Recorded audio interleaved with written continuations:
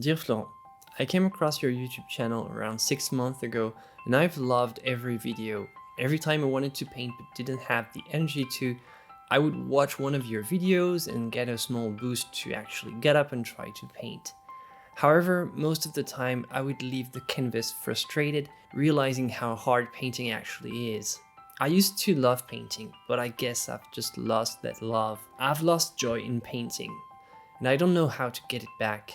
Now it feels more frustrating than enjoyable. Thank you for taking the time to read this, for sharing your videos and helping people, Sophia. Dear Sophia, dear everyone watching, art is frustrating by default. You're basically trying to push matter around to turn it into something beautiful. It's unavoidable, there's going to be resistance. The paint is not going to let you do what you want easily, and with this resistance comes frustration. Painting, like any creative endeavor, can be both rewarding and frustrating. The journey of an artist is often filled with moments of doubt, self-criticism, and the temptation to give up. On this channel, I never shy away from showing my mistakes, my failures, and how I often have to start over. I'm often asked how I deal with frustration. How do I find the patience to keep going and start again? Maybe it comes from my background. I didn't study art in school, but philosophy. And during this time, I got familiar with many essential thinkers, and certainly the best philosophy to learn how to react to frustration is Stoicism. And as artists, adopting a Stoic approach can help a lot. So here's why you just can't give up with a Stoic perspective. In Stoicism, there is a concept of distinguishing between things we can control and things we cannot control. It's called Dichotomy of Control. So is your painting something you can control or something you can't control? Many people would say, hey, I'm making the painting so I control it, I guess. But it's not entirely true, because there's no way you can ever transpose directly the content of your idea in a painting directly, because what's in your head is not even clear. You're not just thinking about the finished painting and bam, making it happen on the canvas. That's not how it happens. The painting actually tells you how to make it evolve as you do it. So you don't really control the painting. In a way, the painting controls itself. The paint will react a certain way, it will dry with a certain unexpected result, and you'll need to change your plans somehow.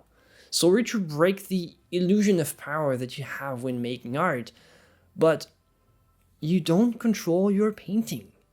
While you may not always achieve the desired outcome in your paintings, you have control over your efforts, your dedication, the creative process itself. So instead of focusing solely on the end result, which you can't entirely control, shift your attention to the present moment and the joy of creating. Frustration often arises when we encounter obstacles or encounter failures. However, from a Stoic perspective, these obstacles can be seen as opportunities for growth and learning. You learn from your mistakes. That's an easy one. I'm always saying that. Each painting that doesn't meet your expectations is a chance to understand what went wrong and improve for the next one. But it goes even deeper than that. A painting in the making is, in and of itself, a series of ongoing mistakes that you have to learn from and improve in real time whilst making the painting.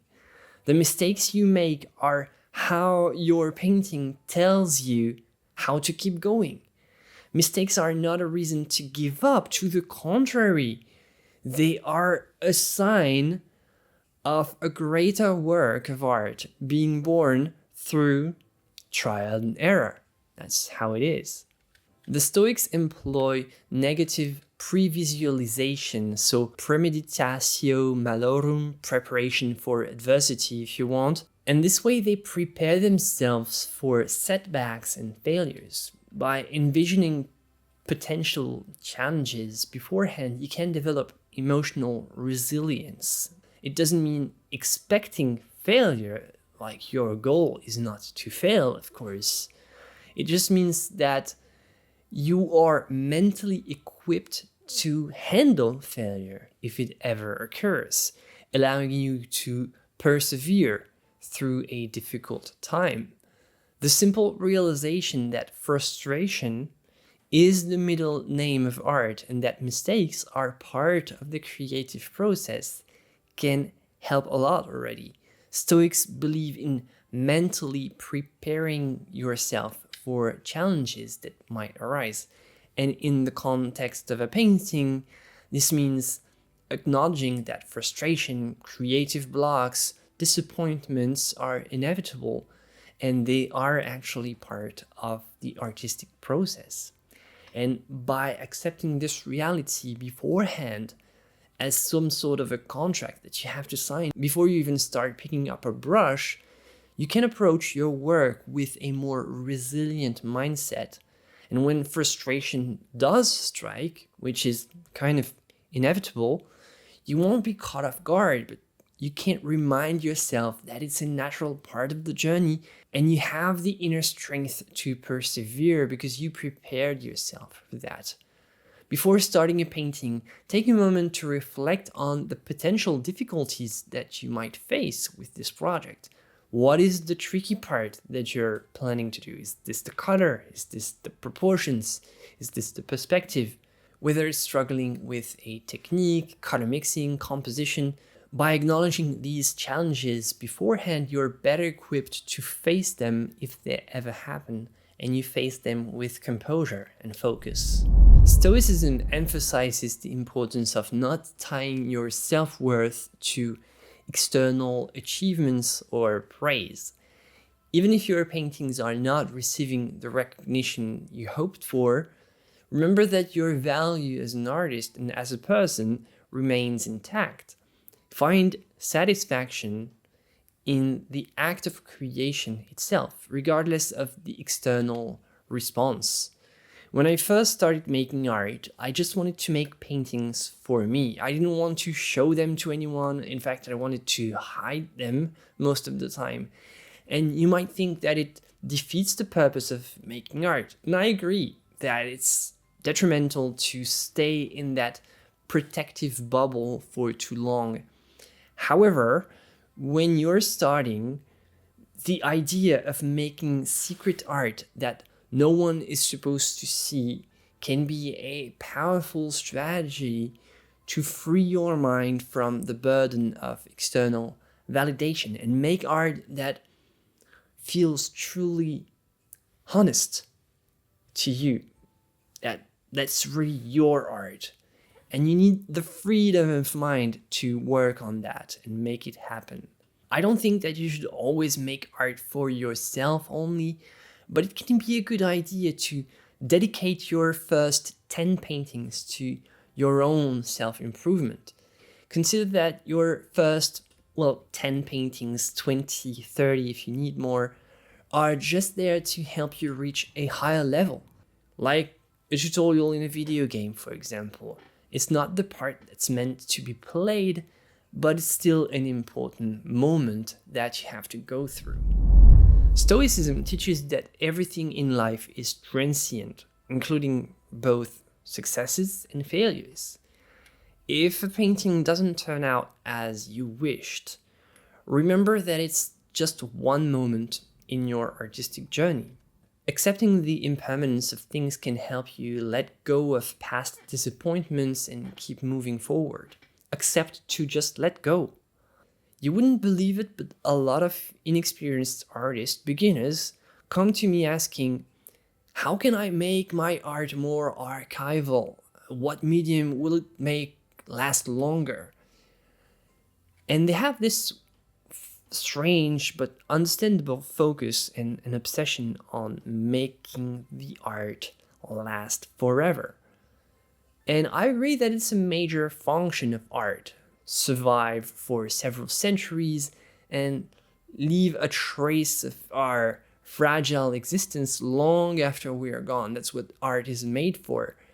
Art is a human existence attempting to face its own disappearance through appearances, the appearances of the work.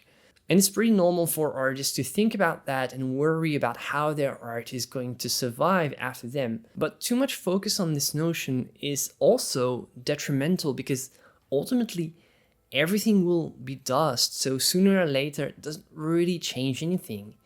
If you have to destroy a failed painting, it's not the end of the world. So what? This painting will come back to dust a little bit earlier than the rest, but in the grand scheme of things, everything will have the same fate. I have destroyed many paintings that I didn't like, more than I can count. And yes, I agree, it's an abysmal waste of time. Days of work finishing in the trash. But with Stoicism as a mindset, the value of the time spent painting is not dependent on the outcome of the finished work. So I may have failed this painting in the trash, but at least I wasn't worried about failing beforehand.